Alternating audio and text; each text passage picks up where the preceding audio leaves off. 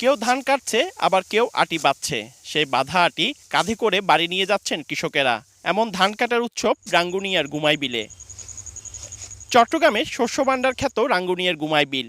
এই বিলের একদিকে রাঙ্গুনিয়ার মরিয়মনগর, অপরদিকে কাপ্তাই এবং শেষ প্রান্তে রাঙামাটির নিশ্চিন্তপুর নিয়ে ২০ কিলোমিটার বিস্তৃত এই গুমাই বিল। যতদূর চোখ যায় শুধু সোনালী ধান। বিলে আমনের পাকা ধান কাটতে শুরু করেছেন কৃষকেরা। ধানের আশানুরূপ ফলন হওয়ায় কৃষকের চোখে মুখে আনন্দ। সঠিক সময়ে বৃষ্টি হওয়ায় গত কয়েক বছরের মধ্যে এবার ধানের বাম্পার ফলন হয়েছে বলে জানান জমির মালিকরা। বৃষ্টি হওয়াতে আমাদের শ্বাস ইনশাল্লাহ খুব ভালো হয়েছে।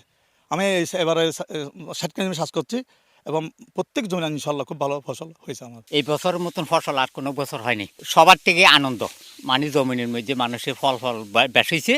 বিশাল আকারের এই বিলে জমিতে চারা রোপণ কিংবা ধান কাটা স্থানীয় কৃষকদের পক্ষে সম্ভব হয় না। তাই দেশের উত্তরাঞ্চলের ধান কাটা শ্রমিকরা আসেন এখানে। ধানের ভালো দাম পাওয়ায় খুশি কৃষকরা। এবছর 3.5 খানি চাষ করছি, অন্য বছর থেকে এবছর ভালো দাম হয়েছে, দামও ভালো আছে। আমরা দেশেও ধান অনেক ভালো হয়েছে, এই জায়গায় কাজ করতেছি। আমরা রেস্টুরেন্ট থেকে আসি, আমরা এখানে কাজ করলে অনেক ভালো লাগে, মজুরি পাই অনেক টাকা। গুমাই বিলের মোট আয়তন ৩,৪৩৫ হেক্টর। প্রতি হেক্টরে ধান উৎপাদন হয়েছে ৫.৫ মেট্রিক টন। রাঙ্গুনিয়ার গুমাই বিলে এখন শুধুই ধানের সমারোহ। যতদূর চোখ যায় শুধু পাকা ধান আর ধান। কথিত আছে দেশের ২.৫ দিনের খাদ্য উৎপাদন হয় এই বিল থেকেই। এবার বাম্পার ফলন হওয়ায় খুশি কৃষকরা। রাঙ্গুনিয়ার গুমাই বিল থেকে পার্থপ্রতিম বিশ্বাস, সময় সংবাদ, চট্টগ্রাম।